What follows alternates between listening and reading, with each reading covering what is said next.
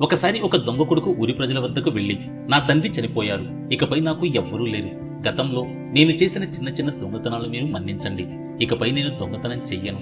దయచేసి ఈ గ్రామంలోని ఒక వ్యక్తిగా నన్ను అంగీకరించండి అని చెప్పాడు. దీనికి ఊరి ప్రజలు, ఇప్పుడు ఈ విధంగా చెప్పడం చాలా సులభం, కానీ వీళ్ళు ఎప్పుడు ఇలాగే మాట్లాడుతారు, తరువాత తిరిగి తమ అసలు స్వభావాన్ని బయటపెడతారు అని అనుకున్నారు.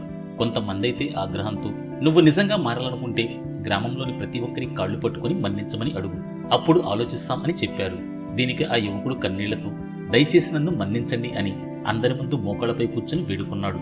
ఇది చూసిన ఊరి ప్రజలు, మేము నిన్ను ఒక్కొక్కరి కాళ్లు పట్టుకుని అడిగితే మన్నిస్తామని చెప్పాం, నీ నిజాయితీని పరీక్షించాలి అని చెప్పారు.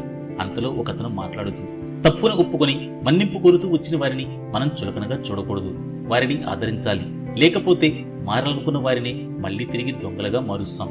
తప్పు చేసిన వారు నిజంగా మారాలనుకుంటే మనం వారిని ప్రోత్సహించాలి అని చెప్పాడు. నిజమేనా? మీ అభిప్రాయం తప్పకుండా కామెంట్ చేయండి.